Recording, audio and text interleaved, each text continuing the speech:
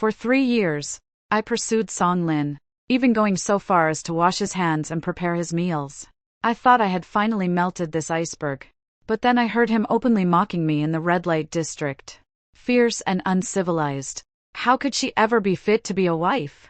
He pretended to be smitten with me, schemed to have me banished from the capital, and harmed my own younger brother. Now that I've been given a second chance at life, I've decided to find someone else to love. But when I set up a martial arts tournament to find a husband, he panicked, disregarding the rumors. He demanded in a hoarse voice before a crowd, "Are you playing hard to get? Didn't you say you only had eyes for me?" When Song Lin showed up uninvited, my martial arts tournament was in full swing, separated by a single curtain. The shouts from outside were deafening. Yet inside the curtain, Jixing clenched his fists tightly and asked in a hoarse voice, "Since ancient times, marriages have been decided by the will of parents and the words of matchmakers. The princess's marriage should also be determined by His Majesty. How can it be decided in such an absurd manner?" As he spoke these words, the pain in his eyes was impossible to hide. As if making up his mind, he gave a bitter laugh. "If your highness is playing hard to get, then congratulations. I admit it. I've fallen for you. I'm also willing to petition the emperor for a royal decree to become your prince consort and to spend the rest of my life with you. As one couple for all eternity." His gaze fell upon me, and in his eyes, it seemed as though I was the only one there. If I hadn't been reborn into this life, I might have believed the deep affection I saw in his eyes at that moment. But that he's fallen for me, to be together for a lifetime, how could that be possible? After all, he was just the same in my previous life. He claimed to have fallen for me with his words. But shortly after the marriage was arranged by imperial decree, he openly boasted in the red light district, "Xiaoyan has nothing but her looks. She's arrogant and overbearing. If I so much as glance at another woman, she gets all jealous and sulky. One should marry for virtue. If she hadn't been clinging to me day and night, driving me to utter exasperation, how could I possibly have married a woman like her?" Then, using every excuse under the sun, he repeatedly delayed the wedding. He played the role of the devoted lover with such conviction. Had it not been for his later collusion with Empress Dowager Jiang to falsely accuse me of practicing witchcraft and harming my siblings, and his petition to the emperor to exile me to Gonling to guard the imperial mausoleum, I suppose I would have been deceived by him for the rest of my life. While I was imprisoned at the imperial mausoleum, I heard that he had voluntarily petitioned the emperor to marry the second princess, Xiao Shu. Even the soldiers guarding me were mocking him. Look at her. What was so special about the first princess? She ran around for him, rescued him from prison, and even washed his hands and cooked for him. Yet she still couldn't keep his heart. His heart? When have I ever cared about his heart? Looking at Song Lin before me, so certain that I would be charmed back into his fold with a few sweet words, just as I had been these past few days, I couldn't help but snort derisively. Playing hard to get? You think too highly of yourself. You know I've always acted recklessly. A few days ago I did find you novel. Now that the novelty has worn off, naturally I must find someone new. I raised my hand slightly to point beyond the curtain, raising an eyebrow and smiling at him. Look. The young master of the Marquis of Xinyang's estate is about to win. Has he taken a fancy to me? Then you'd better go up there and prove it. Of course. He couldn't possibly step onto the stage, a scholar official raised in the confines of the capital. Even if he knew a bit of horsemanship, archery, and martial arts, he could never compare to Jixing, who came from a military family and had spent years on the battlefield. His strengths lay in scheming and calculation, in manipulating people's hearts, just as in my previous life. He used our betrothal to throw people off the scent, lulling my father the emperor and me into a false sense of security, while he secretly allied with Empress Dowager Jiang to plot step by step, framing my younger brother, the crown prince, and scheming to install the young second prince on the throne, becoming a powerful minister in his own right. In my previous life, just before I died, he made a special trip to Gonling. Back then, he looked down on me from above, his expression haughty. Are you still deluding yourself that I would ever marry you? How could that be? Aside from your status as the eldest princess in name, what else do you have that makes you worthy of me? Women are nothing but tools, especially you. With your brash and savage nature, I found you quite useful. In his eyes, I was merely a tool. But a tool? How could he know that he too was a tool in my hands at that moment? Song Lin watched the fierce contest on stage, seeming hesitant. But I would waste no more words on him, nor would I give him any further opportunities. I lifted the curtain and rose to leave. This martial arts competition for a bride was a gamble I had deliberately set for myself after my rebirth. I was betting on Jixing, a man who had little connection with me in my previous life. Yet before my death defied the imperial edict and risked his life to come just to catch one last glimpse of me, that he harbors feelings for me. Sure enough, I had bet correctly. Seeing me emerge, the crowd erupted into a commotion. The young man on the stage, distracted, took a punch to the abdomen, but he snapped back to his senses instantly, grabbing his opponent's arm. With a single heave, he hoisted his opponent and hurled him off the stage. At that moment, his hairpin had come loose. His clothes, torn slightly in the struggle, revealed the graceful lines of his shoulders, neck, and arms. Beads of sweat trickled down his nose, flushed his cheeks, and lit up his eyes. Sister Yen. He walked toward me, panting in the sunlight. The young man's radiant smile drew a wave of gasps from the watching young ladies, their faces flushed with embarrassment. I lowered my gaze slightly. I'd almost forgotten, this heir to the Marquisate of Xinjiang, a year my junior, had already achieved remarkable military feats at such a young age, and has always been the dream husband of the young ladies in the capital. Come, I scoffed inwardly, ignoring the stares of the crowd. I beckoned him over. How many matches did you fight? The young man answered with a firm, resonant voice. 14. I pointed to the bruises on his body. Doesn't it hurt? But he shook his head. If it means marrying you, any pain is worth it. His words were blunt and passionate. They struck me like a heavy blow, crashing hard against my chest. An unfamiliar emotion, unlike anything I'd ever felt, filled my chest, causing me to smile involuntarily. All right. My throat tightened slightly. I wanted to say, since that's the case, then I'll marry you.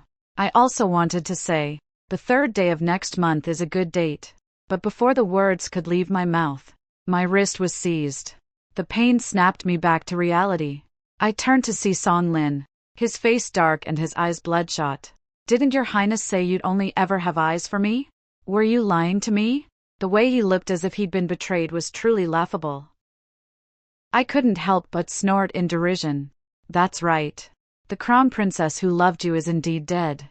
I wriggled free from his grip and turned to look at the young man whose face was tense and guarded. See, the Xiaoyan who's alive now has a thing for this type. That single word, a thing for, caused the expressions of the two men to shift. Jixing's eyes suddenly lit up as if he'd been struck by a spell that froze him in place. He stared at me intently.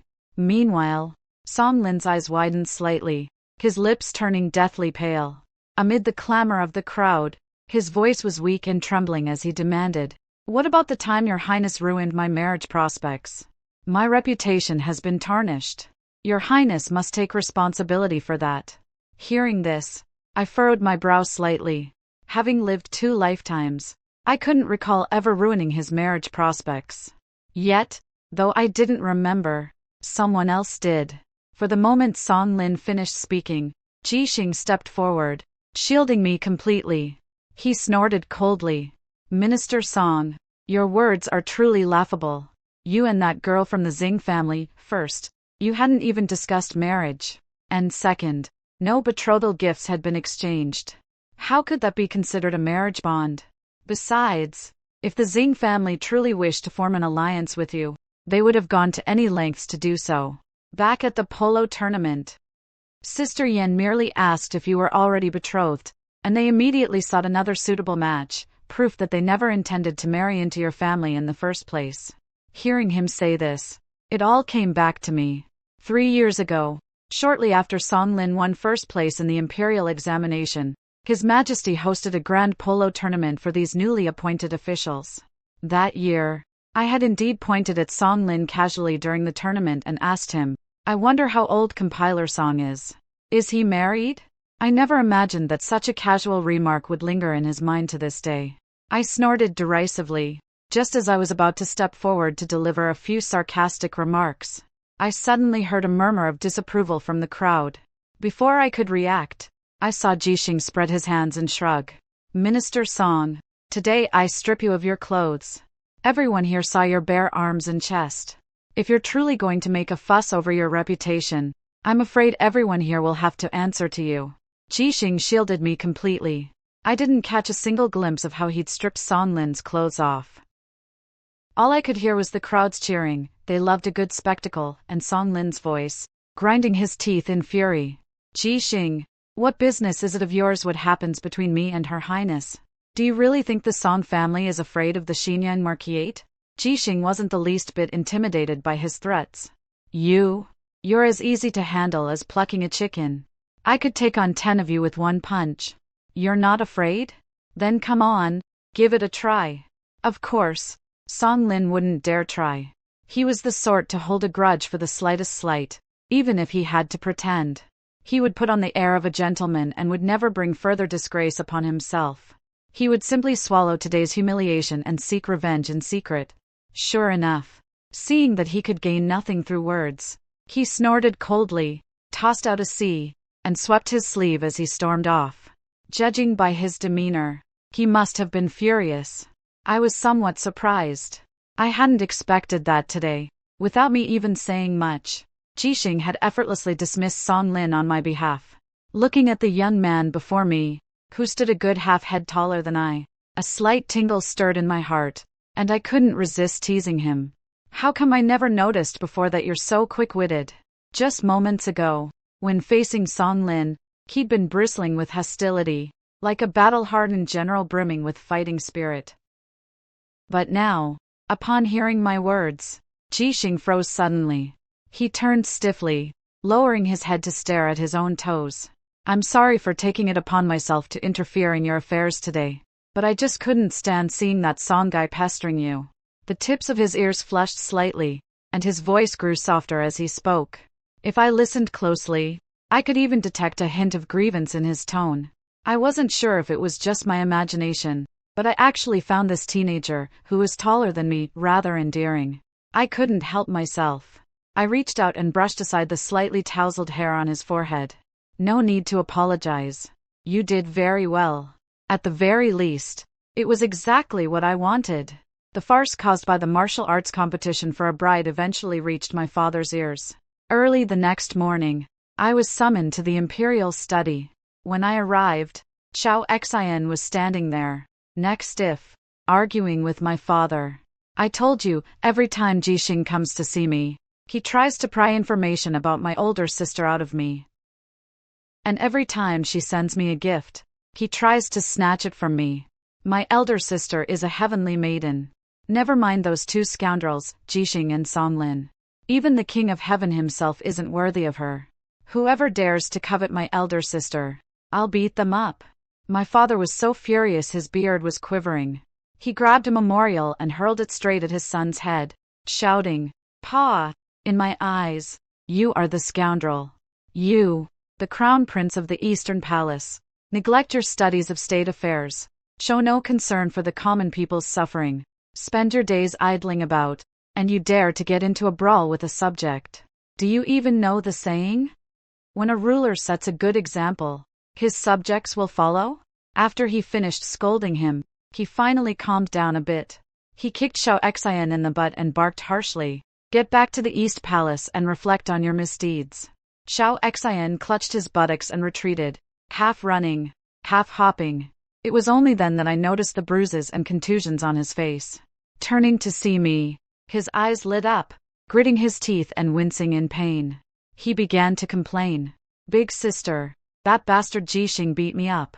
Me, the crown prince, he actually dared to beat me up like this." After finishing his complaint, he began to act spoiled. "Sister, you have to avenge me. You absolutely must not marry him this time." However, I didn't play along. "What's the matter? Doesn't your right eye hurt? Would you like another punch?" That casual remark struck him like a thunderbolt, as if his soul had left his body. He was dragged away by a young attendant, looking utterly dejected. Only after he was out of sight did Father Emperor let out a sigh of relief. He frowned and sighed softly. That boy, he acts far too impulsively. I sighed softly as well. It is my fault. I have spoiled him too much. Xiao Xian is 3 years younger than me and was named crown prince at birth. His mother passed away early. I used to pity him for not having had his mother's warmth for even a few years. I also resented my father for being too harsh with him. So I planned everything for him and always went along with his wishes. This led him to develop a habit of relying on me for everything. In my previous life, I was betrothed to Song Lin. He threw a fit for quite some time. Only after I promised to always protect him did he gradually settle down. But as the crown prince, who could possibly help him for the rest of his life? Thinking of this, I sighed softly once more. I walked to the chessboard, sat down, and made the first move. I used to think of him as a child in swaddling clothes, forgetting that he is already over 16. I forgot that he is not only my younger brother, but also the crown prince of Great Chu, the future emperor. Once I marry the young heir of the Marquis of Xinyang's household, he should gradually become independent and slowly shoulder the great responsibilities of the realm. And as for Song Lin, I paused, my gaze growing somber. Even if I marry him, I won't be able to win over the Song family. Father, let's abandon this plan. Everyone believed that I was in love with Song Lin, the eldest princess, known for her flamboyant and unrestrained ways, willingly reined in her temperament, and heedless of gossip, pursued the eldest son of Chief Minister Song. Not long ago, this was the talk of the town indeed. I used to like him quite a bit. After all, that face of his, back when he won first place in the imperial examination, standing out among the crowd, it was truly striking. But more than his face, what I favored was his father's status as the chief minister of the cabinet. Chief Minister Song Qingyuan had served as an official for decades with remarkable achievements and extraordinary prestige within the court. If I were to form an alliance with the Song family through marriage, once Xiao Xian ascended the throne, with the Song family's backing, he would surely seize power more swiftly. That is what I had always believed. I thought the Song family was incorruptible and utterly loyal. I overlooked the fact that having held great power for so many years, they had long harbored treasonous intentions and colluded with the Qi clan. Xiao Xian has a naive and impulsive nature. All these years, I have shielded him, and he has never experienced the intrigues of factional strife firsthand. After I was framed and forced to leave the capital, he was defeated with ease. Not only did he lose his status as crown prince, but he even met his end at the hands of bandits on the road out of the capital. In my previous life, I failed to judge people correctly, leading to a great disaster. Having been given a second chance at life, I naturally would not repeat the same mistake. I raised my eyes to look at my father, the emperor, hoping to hear his response. Yet, regarding the Song family, he made no statement. He merely placed a piece on the board and sighed softly. You've always been a headstrong child. Since you've set your heart on the young man from the Xinyang Marquisate, then so be it. You are the daughter I have cherished and raised in the palm of my hand. I hope your heart is sincere this time, and I hope you live a life of freedom and contentment. He had spoken these very words in my previous life as well. But back then I was so focused on paving the way for Xiao Xian that I didn't take them to heart. Now recalling Ji Xing's eyes burning with deep affection, and hearing them now, my state of mind is entirely different. Of course. I curved my lips slightly. The 3rd day of next month is an auspicious date, suitable for a wedding. Father Emperor frowned slightly as a reminder. So soon? If I recall correctly, Empress Dowager Zhang's birthday is at the end of this month. I did not reply, but instead curved my lips and placed a piece on the board. Quite right. Empress Dowager Zhang's birthday will provide quite a spectacle. With such a spectacle to liven things up, this marriage will be all the more enjoyable. The day after my game with the emperor, 2 imperial edicts were issued, one after the other from the imperial study. One reprimanded the crown prince for misconduct, fighting with a subject, and sentenced him to house arrest for half a month. The other was sent to the Marquis of Xinyang's residence. First, it rebuked the heir of Xinyang for offending the crown prince's household. The second granted a royal marriage, ordering the Marquis of Xinyang's household to make preparations for the wedding on the 3rd day of next month. I heard that after the imperial edicts were delivered, both the Eastern Palace and the Marquis of Xinyang's residence were thrown into chaos. Ji Xing in particular was chased around by his mother, who was brandishing a tumbling broadsword. She scolded him. "You dare to beat up the crown prince? You're so tough. Why don't you just wring your father's head off and kick it around like a ball?" I didn't witness it myself, but the senior eunuch who delivered the edict returned with a smile and said the Marquis of Xinjiang was too humiliated to say a word. But the young prince didn't hold back with shouting that whoever tried to stop him from marrying the eldest princess would get a beating. After receiving my reward, his smile grew even broader, and he finally got to the point. You didn't see it, but the servants at the Marquis's mansion were all gathered around, chattering away and trying to calm him down. It was quite a chaotic scene. However, the young prince asked me to pass on a message. He fears he won't be able to leave the house for the next few days. He asks you to wait a little longer. On the day of Empress Dowager Jiang's birthday banquet, even if his legs are broken, he will definitely come to see you. That really sounded like something Jixing would say. I could even imagine the expression on his face as he spoke those words. It felt as though my chest were filled with strong liquor, the scent of alcohol wafting up left me slightly tipsy, and I couldn't help but let the corners of my lips curl upward. I'm not in a hurry, though. After all, we'll be married in just another month. But Empress Dowager Jiang's birthday banquet, I seem to be looking forward to it even more today. Empress Dowager Jiang, Lady Qi, is not my father's biological mother. But back when my father was still a prince, he once received her protection. So all these years, he has held her in high esteem. To win her favor, he throws lavish celebrations every year on her birthday, especially this year. Since her niece consort Qi gave birth to the second prince, Empress Dowager Jiang is in high spirits, and this birthday banquet is being held with particular grandeur. Today, officials of the 5th rank and above have all brought their families to the banquet. I arrived early. Before taking my seat, I spotted the 3 members of the Marquis of Xinjiang's household from afar. The moment our eyes met, Jixing's eyes lit up. He did want to come over, but before he could even utter the word Sister Yan, he was jabbed in the side by the Marchioness of Xinjiang, causing him to cough uncontrollably. It took him a while to stop coughing. He was immediately pulled away by the Marquis and Marchioness of Xinjiang, who bowed respectfully to me before hurrying off to the men's section. Even as he was dragged away, his expression remained somewhat aggrieved. A journey that could have been covered in a few steps took them nearly half an hour to complete before they finally entered the hall. The Marchioness of Xinjiang seemed to breathe a sigh of relief and smiled at me. My foolish son has caused Your Highness some trouble. She came from a family of military generals and had once fought on the battlefield herself. Her speech and demeanor possessed a boldness entirely different from the ladies of the capital. I looked in the direction where Jixing had entered the hall and smiled back at her. He isn't foolish. I like him very much. Just as in my previous life, no sooner had I taken my seat than a maidservant brought in fine wine and poured me a cup. This is a wine I brewed myself in my spare time, experimenting with the recipe. Today, I invite you all to taste it for me. Empress Dowager Jiang spoke, glancing at me with a kind smile. Yan, I've heard you've always loved wine. You must be sure to taste this for me today. Of course, I knew there was something wrong with this wine. After all, in my previous life, she had similarly offered such thoughtful reminders. Just 1 cup was enough to make me, usually with a strong tolerance, so intoxicated I had to leave the table. In my previous life, when I woke up, I was already in Consort Qi's palace.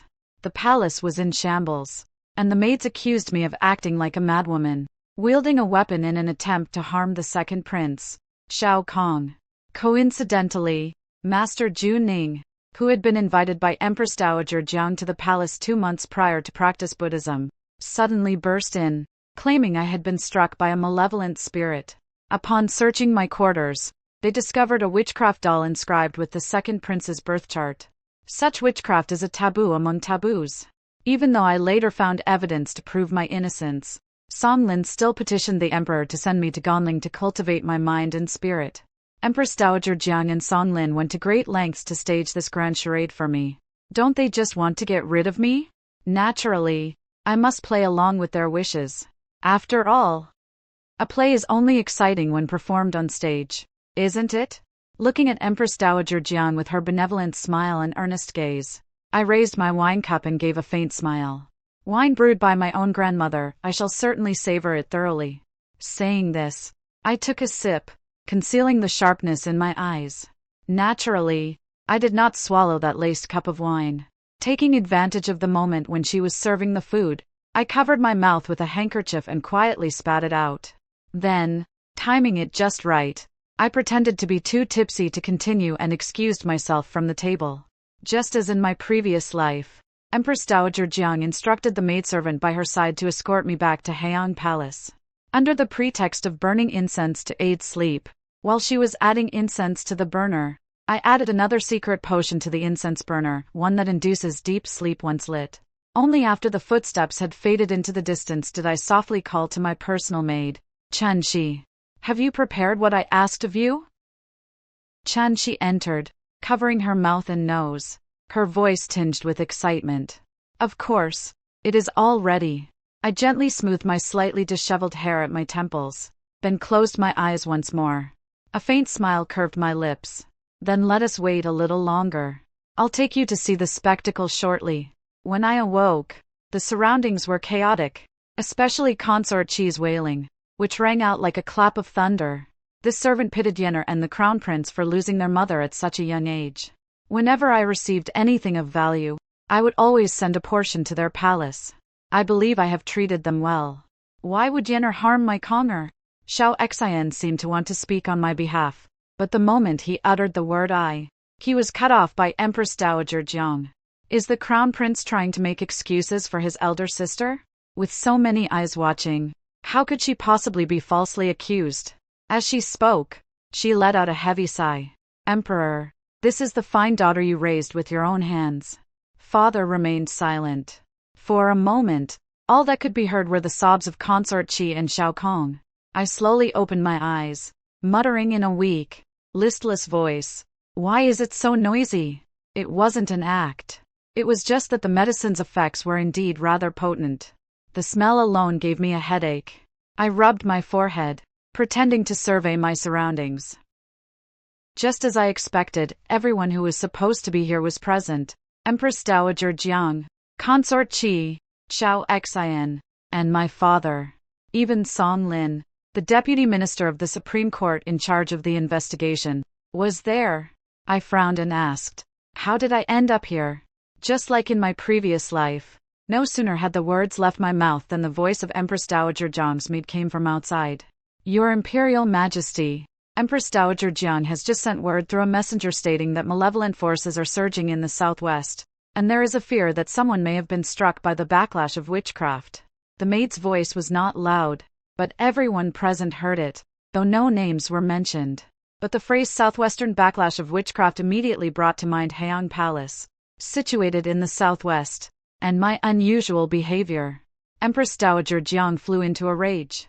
Wicked wretch, go search the place at once. Song Lin also spoke up at the right moment. Your Majesty, witchcraft has always been a grave taboo. At best, it can disrupt the order of the court. At worst, it can bring about the downfall of the empire. Please order a thorough investigation. As he spoke, he turned to look at me, his face expressionless. The look in his eyes seemed to ask, do you regret pushing me away? If you regret it now, it's not too late. Regret? What do I have to regret? I scoffed inwardly, pretending to have finally pieced together the whole story. I widened my eyes slightly. Are you saying that I've been struck by a malevolent spirit and am plotting to harm Conger? How could that be? Conger is my younger brother. Why would I want to harm him? Just like in my previous life, Consort Chi not only sought to frame me, but also tried to drag Xiao Xian into it. No sooner had I finished speaking than I heard her sobbing. In your heart, Xiao Yan, only the crown prince is the brother you cherish above all else. When has Conger ever had a place there? The crown prince's reputation is tarnished because of his own misconduct. If you wish to scheme on behalf of your brother, go to the imperial court and make your plans there. My Conger is still so young. How could he possibly be a hindrance to you two siblings? She wept with such heartfelt sincerity. In just a few short sentences, she had framed the matter as a fratricidal conflict and a factional struggle within the court. This wasn't the first time I'd heard such words. In my previous life, I was caught in a bind, and in my desperation, I nearly fell into her trap. This time, I was prepared and would certainly not fall for her scheme. I scoffed inwardly and remained silent. Just then, a maidservant outside the door entered, carrying a jet-black wooden doll. Upon seeing the doll, everyone gasped. Song Lin took a step forward. Crown Princess, you broke into Yunhe Palace, brandished a weapon with the intent to assassinate the second prince, and seriously injured a palace attendant. Many witnessed this, and there is also this witchcraft doll. He paused, then fixed his gaze on me and continued, how do you explain all this? The tone of interrogation and threat was crystal clear. Aren't they just certain I can't produce any evidence? I sneered inwardly and rose to my feet with deliberate grace. Following Song Lin's lead, I gave a soft snort. Fine, then I'll explain it all properly. Saying this, I strolled over to the front of the Yunhe Palace attendants kneeling on the ground. Lowering my gaze, I asked coldly, was it you who saw me burst in, weapon in hand, intending to assassinate the second prince? It seemed they hadn't expected that, with both eyewitnesses and physical evidence present, I would remain so calm. The expressions of Song Lin and the others shifted slightly. I pretended not to notice. Seeing no one answer, I asked again, did you truly see me commit the crime? The maids were timid. Upon hearing this, they huddled together, cowering on the ground. They exchanged glances. After a long moment, one whispered, we saw it. Everyone in Yunhe Palace saw it. I curved my lips into a slow smile. Oh, then where is the weapon? Over there. Following the direction of the maid's finger, sure enough, a delicate dagger inlaid with jewels lay on the ground. I lowered my gaze and chuckled softly. It is indeed a fine weapon. Consort, she gritted her teeth. Why pretend you don't recognize it? This dagger was a tribute bestowed upon you by His Majesty last year. I cast a casual glance her way. As you know, this is an imperial tribute. I have always kept such items well preserved. Yet you still used it to harm my Conger. Her eyes turned crimson, and her gaze was filled with fury. It was as if I were truly the enemy who had harmed her child. I snorted coldly and looked away. I paid her no further attention. Instead, I addressed my father. Some time ago, I fell ill with a strange ailment. I could not touch gold, silver, or iron. If I did, my skin would swell and turn red, causing unbearable pain. I opened my palm. Only after confirming that my father had seen it did I pick up the dagger and clasp it in my palm. Look, just like this. As I spoke, I released it. In just a moment, my palm began to turn red and even swell. My gaze swept over Song Lin and the others one by one, and I slowly curved my lips into a smile. Why don't you tell me, how am I supposed to hold a weapon in this condition? The strange illness was a fabrication. The redness and swelling on my hand were caused by 2 potions I had specifically sought out a few days ago. One was applied to the dagger, and the other to my palm. Touching just one of them wouldn't cause any symptoms. But when the 2 came into contact, it would cause the skin to redden and swell as it has now, requiring medicine to heal. I still have my other hand. Shall I demonstrate it to you once more? I asked. I already knew they wouldn't let me try again. They likely hadn't anticipated this turn of events. At that moment, Empress Dowager Jiang and Consort Qi's expressions stiffened slightly. Only Song Lin frowned, staring intently at me as he asked, then how do you explain the witchcraft doll? Witchcraft doll? Ha! Utter nonsense. This is clearly the 1000 mechanism box I obtained from the Imperial Workshop to pass the time. I snorted derisively. I took the wooden doll in my hand and began to take it apart and fold it. In less than a quarter of an hour, the doll had transformed into a delicate miniature wooden puppy. Even the eerie facial markings and patterns had turned into a beautiful flower. Gazing at the wooden puppy in my hand, Consort Qi could no longer contain herself and cried out in astonishment, "Impossible! This is clearly a witchcraft doll. It even contains Connor's birth chart." Hearing this, I could no longer hold back and let out a cold laugh. Oh, how does your Imperial Highness know that Connor's birth chart is inside? Did you see me put it there?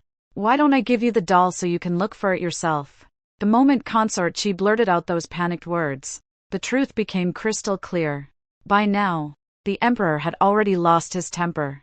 Yet he still forced himself to suppress his anger and said softly to me, "Yenner, you must be tired. Take Xiao Xin down to rest first. I obeyed and led Xiao Xin out.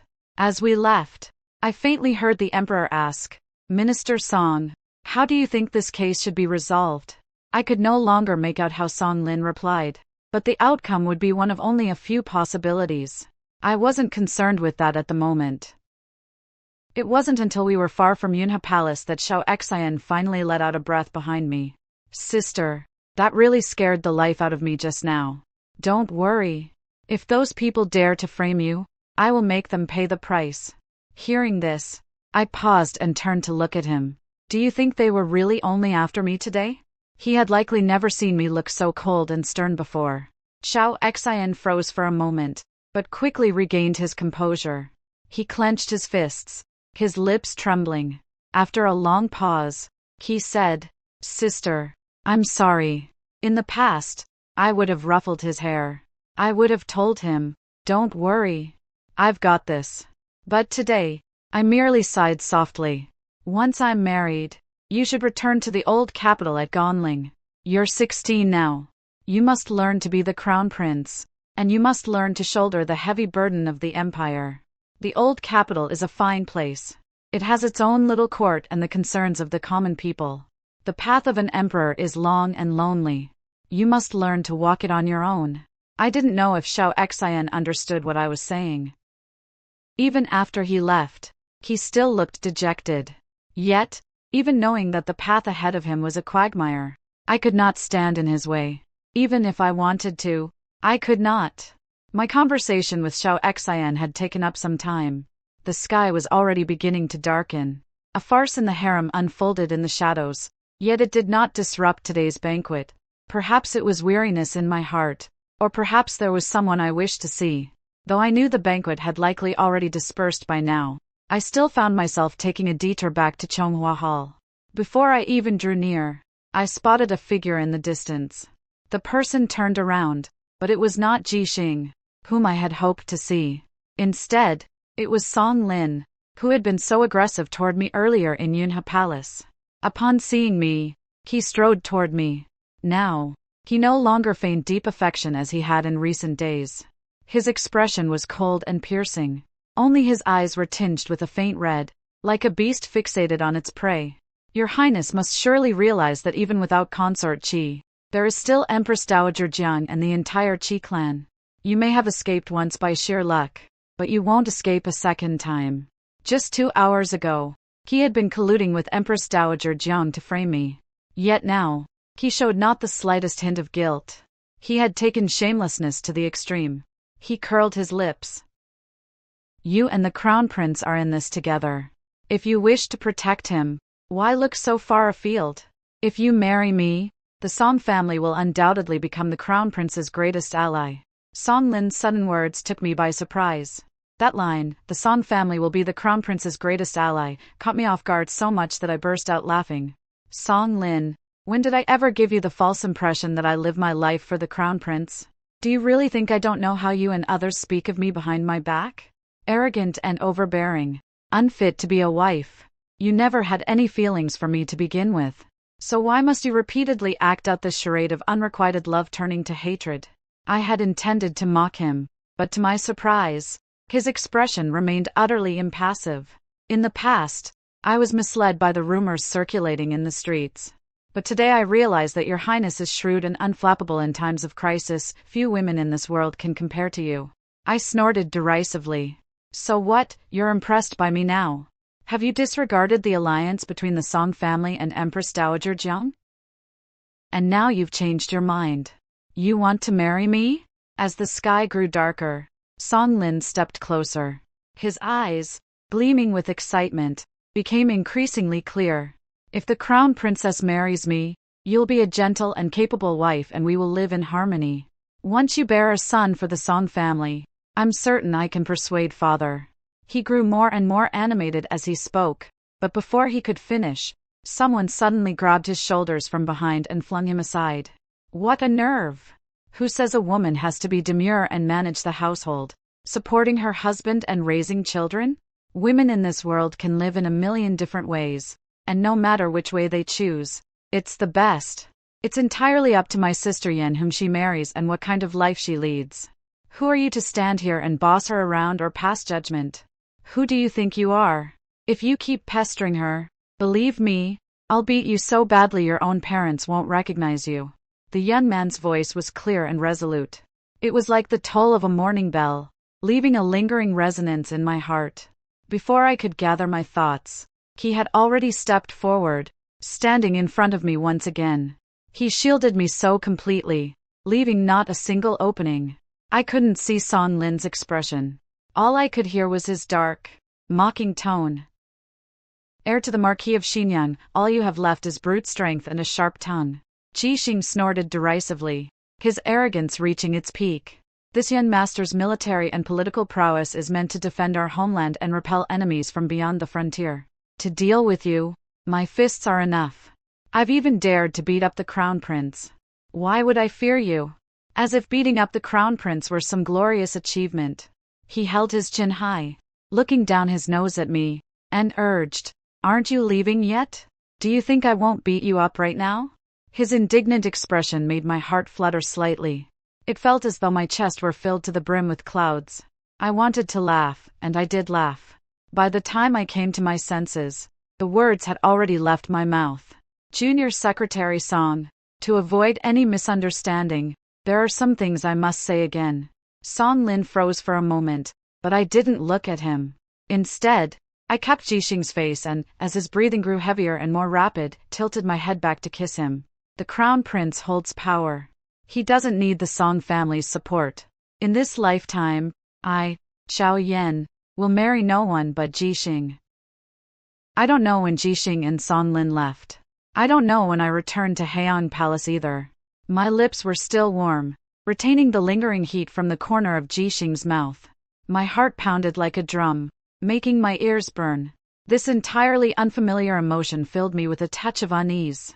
But the moment I thought of Jixing's eyes, bright as stars, and his flushed cheeks, that fleeting sense of unease and panic was instantly washed away. The fluttering in my chest made the corners of my lips curl upward involuntarily. Recalling the fierce words Song Lin had left behind as he departed from the entrance of Chonghua Hall, "I will make you regret this," my eyes darkened slightly.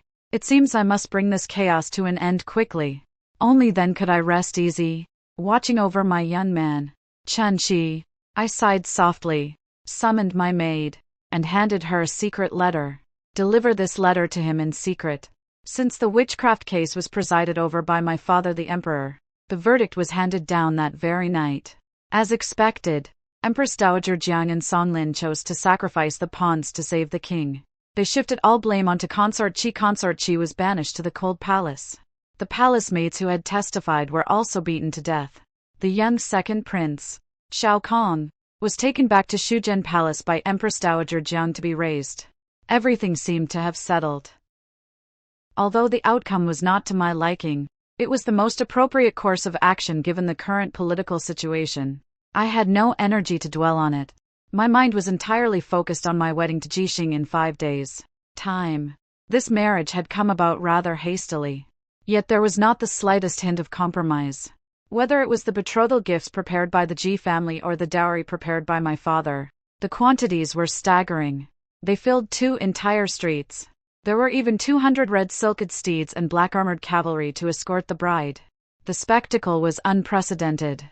Seated inside the carriage, I could not see the scene outside clearly, but people kept coming up to offer congratulations and banter.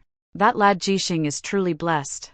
After pining for so many years, he's actually managed to marry Her Highness, the Crown Princess. Your Highness probably doesn't know, but that lad has been worried someone might try to steal the bride. He's hosted several lavish banquets and specifically asked us to come and keep an eye on things." Exactly. Who else but that lad would dare pull off something so earth-shattering? "Your Highness, you'll have to keep a close eye on him from now on." They all chimed in one after another until Jixing rode up on horseback, feigning anger. "Could you spare me a little dignity?" Only then did the crowd burst into laughter and slowly fall back into line before dispersing. They were clearly in high spirits. Their tone lacked the stiff formality of their usual deference. There was even a touch of that rough-and-tumble camaraderie found among soldiers. Yet I didn't find it off-putting. On the contrary, A faint sweetness stirred deep within me. After the princess's wedding, we moved into our own residence.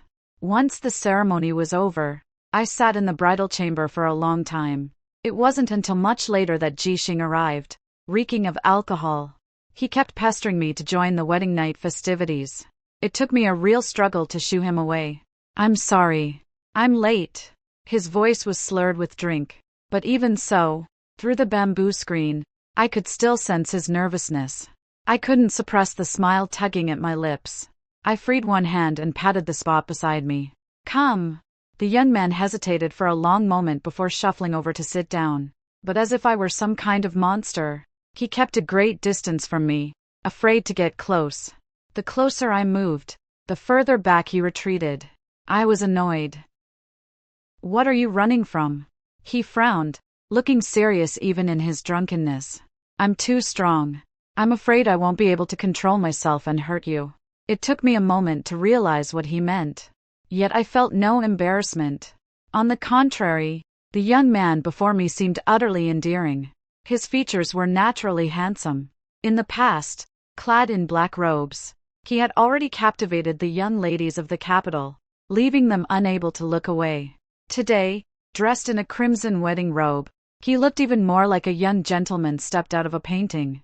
Usually, I was used to doing as I pleased.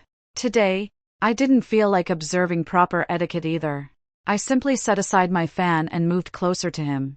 "It's okay. I'm not afraid." However, he seemed not to have heard my words. He stared at me intently, holding his breath, completely transfixed. "It's over. I must really be drunk. It all feels so unreal," he murmured. His voice was a bit slurred, and his gaze began to grow hazy.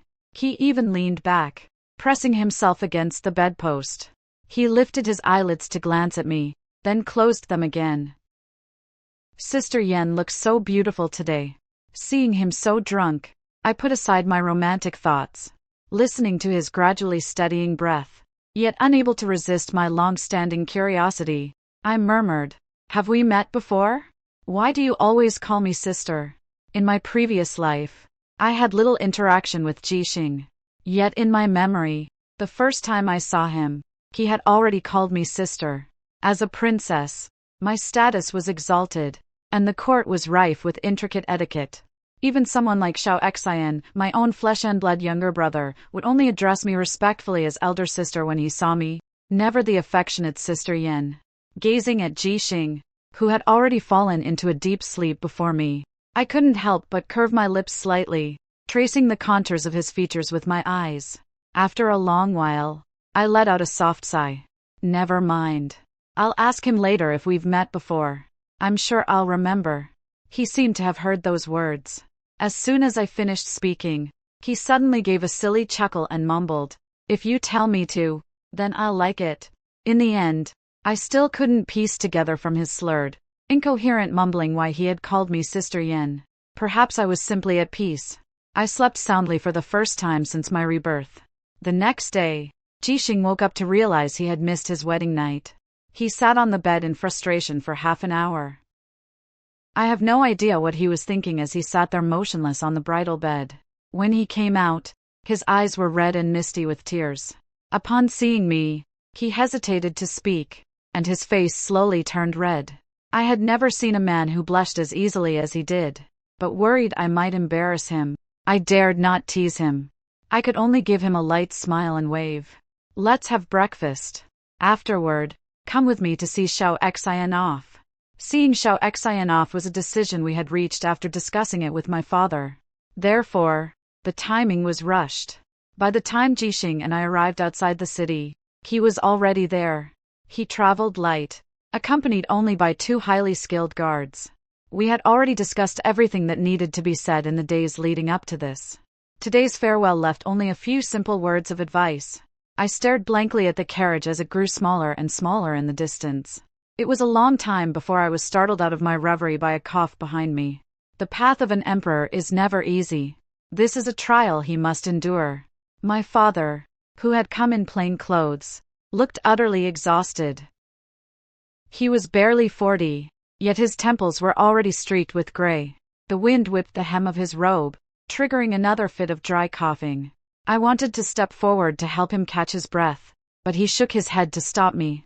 He smiled at me and Jixing, then turned around, squinting slightly in the morning light. I did not know if he was looking at the common people beyond the city gates or gazing upon the towering imperial city. The wind has picked up. During the first 3 months after Xiao Xian left the capital, news of his tyrannical behavior kept pouring in from Ganling. It was said that he had forced the prefect of Gan to resign. Not only did he dismiss several local officials in quick succession, but he also beat up a local magnate in Ganling.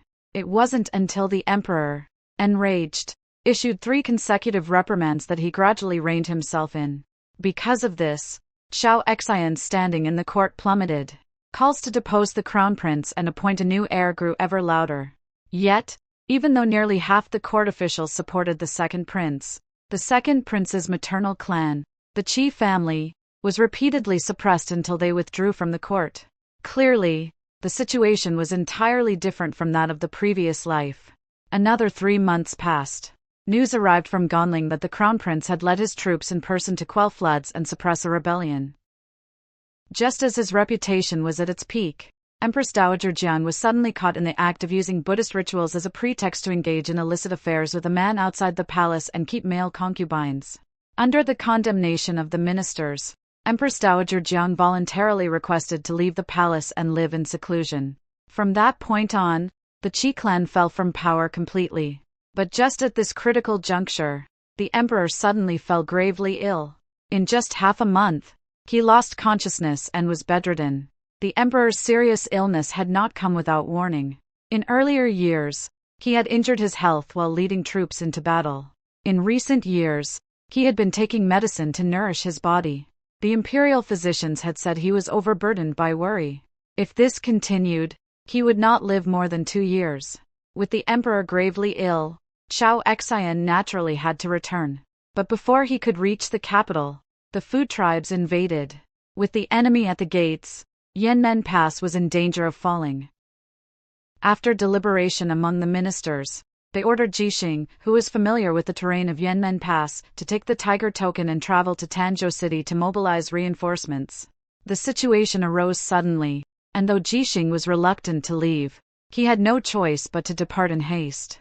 Yet barely 10 days after his departure, the Song family presented a posthumous edict declaring, depose the crown prince, install the second prince, and appoint Chief Minister Song as regent. Colluding with the commander of the Imperial Guard, they seized control of the court. On the very first day of Song Qingyuan's regency, he detained and placed several high-ranking officials under house arrest. Even I was taken into the palace. Outside Qingqian Hall, 20,000 Imperial Guards sealed off the palace, leaving no room for escape.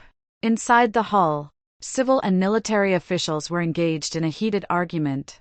Someone shouted, "The emperor is not yet dead, and the crown prince has not returned. How can we depose the crown prince and enthrone a new emperor?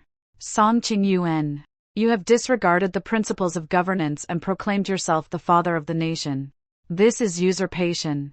Before the words could be finished, blood suddenly spattered. In the blink of an eye, the man's head was severed from his body, silencing him forever. The severed head rolled around a few times with a gurgling sound. Its wide-open eyes seemed to serve as a warning. For a moment, the court fell so silent you could hear a pin drop. All that could be heard was Song Qingyuan's unhurried voice. "I hold the emperor's posthumous edict. I have summoned you all here today to remind you to obey the decree, not to deliberate." This tactic of making an example of one to warn the rest proved extremely effective. The silence lasted but a moment. Before long, someone knelt, bowing their head in submission. Minister Song is His Highness's tutor. Now that His Highness has ascended the throne, it is only right that he should serve as regent and be honored as the father of the nation. Once one had spoken, others followed. In the blink of an eye, the entire court was on its knees. From behind the curtain, I could see the scene outside clearly. Song Lin stood with his hands behind his back, his gaze fixed on me. His eyes betrayed unhidden excitement and ruthlessness. "What does your highness think of this performance?" Ever since the fall of the Qi clan and Empress Dowager Jian's exposure for causing chaos within the palace, I had already anticipated that in this lifetime, The Song family's ambitions extended far beyond merely supporting the young monarch and remaining subservient to the Qi clan. Looking at Song Lin before me, who believed victory was already in the bag, I curled my lips into a smile and nodded, mimicking his tone. Not bad. Seeing no trace of fear on my face, he seemed somewhat taken aback. After a moment's pause, he suddenly let out a cold laugh. Xiao Yan, do you know what? What I used to hate most was that haughty, condescending look of yours. But at some point, I suddenly realized that this version of you is damnably fascinating, so fascinating that I can't help but wonder how I might tear away that mask of utter composure. Guess what?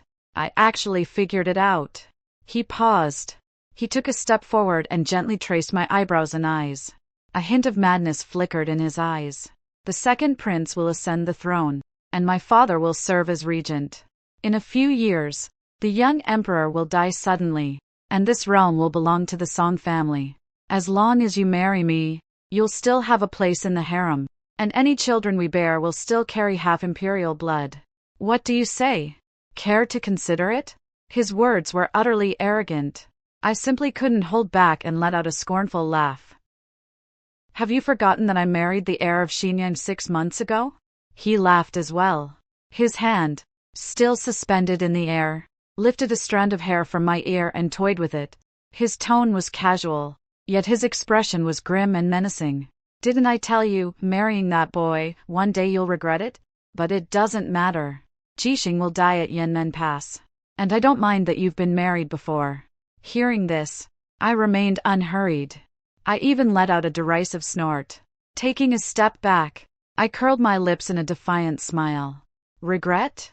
How can you be so sure I'll regret it?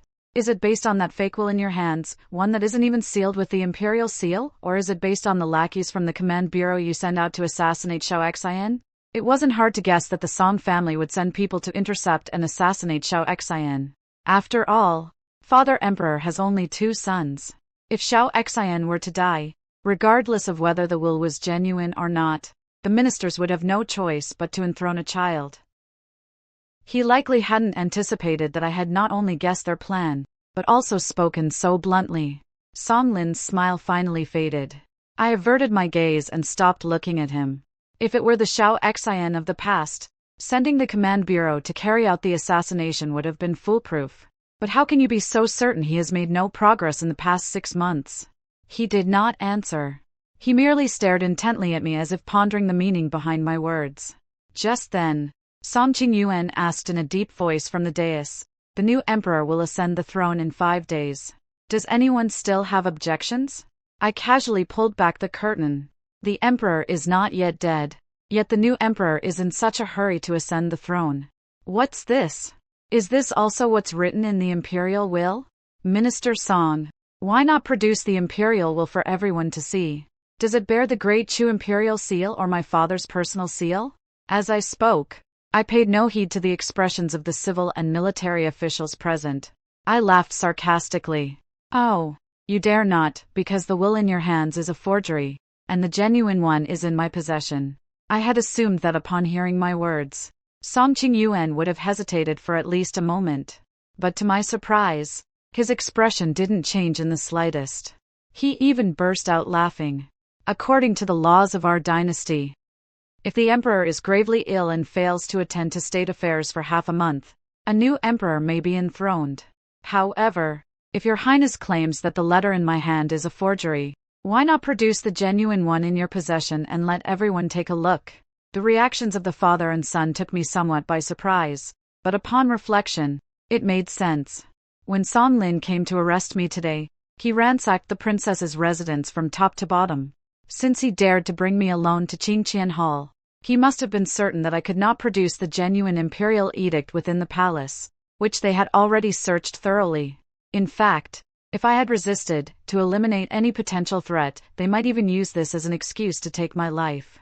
Sure enough, seeing my silence, Song Qingyuan slammed his fist on the desk. As a woman, the eldest princess has dared to meddle in state affairs and spread seditious rumors. She is suspected of forging an imperial edict. Guards, take her to the dungeon and interrogate her thoroughly. He ground out the words. Interrogate her thoroughly. As soon as the words left his mouth, another column of fully armed Imperial guards filed in, surrounding me. Not a single official in the court dared to intervene. Only Song Lin softly called out, "Father!" His lips trembled as if he had something to say, but after stammering for a moment, he finally lowered his eyes and remained silent. This scene was truly laughable. I simply couldn't hold it in any longer and burst out laughing. "Who do you think you are? Do you intend to throw me in prison?" I couldn't stop laughing. My laughter seemed to enrage Song Qingyuan. He urged them in a deep voice. "What are you standing there for? Arrest her at once." Yet the Imperial guards who held the military might didn't move an inch. Not until I curved my lips, lowered my gaze, and raised my hand, mimicking his command. "What are you waiting for? Arrest her." Did the blades finally emerge? Blood spattered and cries of agony filled the air. Yet those who fell were the soldiers holding the ministers hostage and the officials led by the Song clan. Xiao Shu, clad in black armor, emerged from the doorway, a long sword in one hand and a bright yellow imperial edict in the other. She appeared as if sent from the heavens. "The imperial edict and the jade seal are here. Why do you not kneel?" Only then did Song Lin react, crying out in shock, "Father, they aren't our people." But it was already too late. For the moment his words left his lips, an arrow flew in from outside, piercing Song Qingyuan's throat clean through. Immediately afterward, someone outside shouted, "Minister Song!" Hundreds of black-clad guards have suddenly appeared in the palace, breaching the imperial guards' defenses and forcing open the palace gates from within. Outside the palace, the crown prince's heir, the Marquis of Xinyang, is protecting the crown prince and leading 30,000 elite troops in a charge. Song Qingyuan was dead. The genuine imperial will appeared. The crown prince returned safely to the capital. Inside the hall, the black armor troops led by Xiao Shu had stabilized the situation. Outside the hall, the clanging of weapons and cries of agony came in wave after wave. The situation had taken a shocking turn in an instant. But even after his capture, Song Lin still couldn't believe it. Staring intently at Xiao Shu, who held the imperial will. "Impossible. How could I possibly be defeated by you?" I lowered my eyes and sneered. In my previous life, after he had helped Empress Dowager Jiang and the second prince seize the position of crown prince to demonstrate his loyalty, he had once requested imperial permission to marry my gentle, virtuous, and docile younger sister, citing the rule that princes' consorts do not hold official posts. In his eyes, Xiao Shu and I were no different. We were both tools he could use. But tools, had he ever truly understood those he considered so handy? He thought that by controlling the civil and military officials and sealing off the palace with the Imperial Guard, everything would be fine. But he overlooked the women in the palace, those he had never given a second glance, who seemed weak and harmless. Didn't expect that, did you? The Imperial will you search the princess's residence and the entire capital for, yet could not find, was actually with Xiao Shu. You always say that women should be gentle and virtuous, content to live in the inner quarters, believing that women are easily swayed by love and using it as a pretext. Today, what do you think of this black armor army composed of palace maids? Has today changed your perspective? He did not answer. Instead, he glared at me with a vicious look and retorted. Jixing rushed to assist the crown prince, and the crown prince escaped the blades of the northern command. Xiao Yan, did you foresee all of this long ago, to have Jixing transferred? The Song family orchestrated the chaos at Yanmen Pass. But Jixing isn't the only one familiar with Yanmen Pass. The Marchioness of Xinyang fought on the battlefield in her youth. Her achievements were so remarkable that even my father the emperor praised her highly. She alone is enough. Watching Song Lin's expression grow increasingly menacing, I slowly curved my lips into a smile.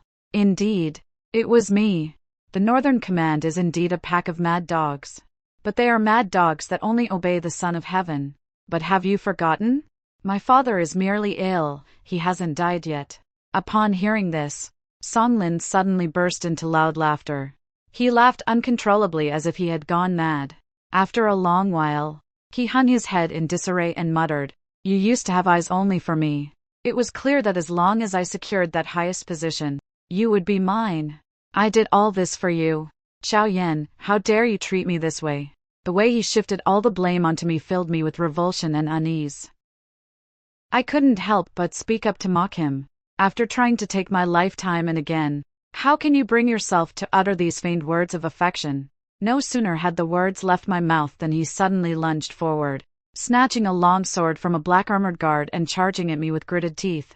Since that's the case, then die. In the blink of an eye, I thought I heard someone cry out in alarm, "Sister Yin." Big sister. Naturally, that sword didn't land on me. Song Lin charged forward with a sword, only to be parried by Xiao Shu. Xiao Shu kicked him away, not forgetting to taunt him. "Tsk, you're really weak." In the blink of an eye, another figure charged forward, delivering kick after kick, striking him viciously until he was kicked until he coughed up blood and lost consciousness.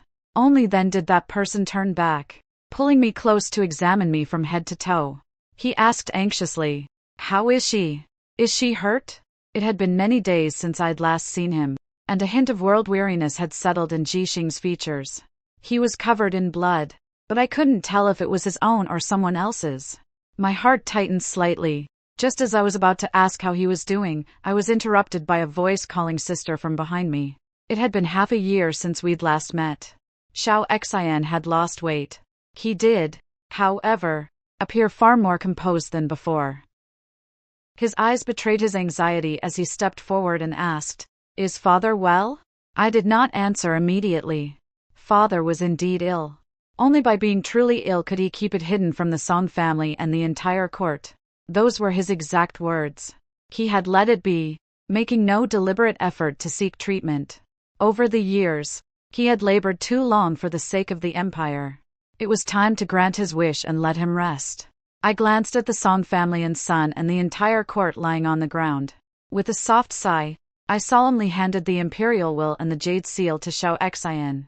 Father said he trusts that you will handle this matter and everything that comes after. Well, the case of the Song family's rebellion had finally come to a close. By the time Jixing and I left the palace, it was already late at night. The carriage rolled on, and the only sound was my own voice. "News has come from Yanmen Pass that the fighting has ceased. Your mother will be returning to the capital shortly. As for Xiao Shu's all-female Black Armor Army, I plan to take her advice and persuade Xiao Xian to let them join the Southern Command Bureau on a trial basis." Although Xiao Xian has matured considerably, he still has a long way to go. If Xiao Shu is there to assist him, she will be a great asset in the future. I chattered on, but he leaned his head against the carriage window, gazing at the pitch-black, desolate street, lost in thought. He responded only once or twice. It wasn't until we returned to the mansion, I had washed up and was lying in bed, that he would utter only a few words at a time, refusing to say a single word more. He was utterly cold. I had never seen him like this before. For a moment, I couldn't quite figure out why he was sulking. Having been reborn, this was the first time I'd ever felt so powerless. I let out a soft sigh. Unable to resist, I rolled over and sat up, asking in the darkness, "What exactly are you angry about?" He finally spoke. "All along this journey, you've spoken of my mother, considered the crown prince, made plans for your imperial sister, and even mentioned that man's surname Song once, but you never once mentioned me. It was the same in Qingqian Hall, with so many geniuses gathered. You didn't even glance at me, caring only for that crown prince brother of yours. From this, what do I even mean to you?" His voice wasn't loud. His tone was steady, yet for some reason I detected a hint of accusation in it. Only then did I finally understand what he was sulking about. I found it somewhat amusing. My heart softened. I couldn't help but curve my lips into a smile. "Have you been drinking a barrel of vinegar? If you're this angry, why don't you pack your things and go sleep in the side hall?" He rolled over and wrapped himself in the quilt. He muttered softly, "I'm not going. I just can't bear to leave." I almost burst out laughing. "But you can bear to sulk at me. You can bear to ignore me. Why are you being so petty?" He seemed to hesitate for a moment. Then his voice suddenly turned fierce. He sprang up, pinned me down, and said through gritted teeth, "Don't you know if I'm small or not? Do you want me to show you just how big I am?" Tsk. He has such sharp ears, he only picks up what he wants to hear. I nodded. smiling and playing along. Yes. Yes. You're not small. You're not small. After saying that, I cupped his face and said earnestly, My husband, I'm considering the crown prince and making plans for Xiaoshu because I want to settle these mundane matters as soon as possible. As for me, this life is one I've stolen. All I want to do is stay by your side. When the time comes, whether we set up girls' schools all over the place, return to the barracks to stand our ground, or travel far and wide to punish the strong and aid the weak, as long as it's what you want, and as long as it's with you, I'm happy to do it. In the darkness, his expression was indistinct, but his eyes shone with an almost frightening intensity. His breathing also grew uneven. After a long moment, he gave a soft snort. He buried his entire head in my neck and spoke in a muffled voice. Call me that again. I was puzzled. Call what? The way you just called me, husband. This time, the young man's response was decisive and firm. It seemed to carry a hint of a smile. I couldn't help but smile, too, and called out softly once more. Husband. Let's wrap this up quickly. We'll go traveling. That night, I seemed to have a dream. In the dream, it was my past life. After I had died of illness in Gonling, Jixing held my gradually cooling body, sitting motionless all night. Then overnight, his hair turned white. Afterward, he was gravely ill for 3 months. Once he recovered, disregarding all opposition, he resolutely shaved his head and became a monk. Then before the Buddha, he pleaded fervently, This disciple vows to devote the remainder of my life to rigorous ascetic practice, begging only that the Buddha have mercy on Sister Yen, granting her a smooth and peaceful next life, free from illness and disaster. That plea lasted 20 years. In a daze, my consciousness drifted far away. I dreamed again of the year I was 7, when I stubbornly insisted on accompanying my father the emperor on his campaign to Yanmen Pass. That year, I met a boy there who was much smaller than me. He lost to me twice in a row at the game of arrow throwing. He cried his eyes out. I even had to go comfort him. A real man should focus on learning archery and martial arts. It doesn't matter if you lose at a game like arrow throwing. How about I buy you some candied hawthorn on a stick? Call me sister. Please. I beg you. Stop crying. I opened my eyes and woke up. The master and the boy from my dream had transformed into the young man lying beside me. He held me tightly in his arms, leaving not a single gap between us. He too seemed to have had a good night's sleep, a smile playing at the corners of his lips. I couldn't help but smile back. I wrapped my arms around his waist, nestled into his embrace, and sighed deeply. I must make the most of this time. The journey ahead is long, but I find myself looking forward to it more and more. Thank goodness in this life, I haven't missed out.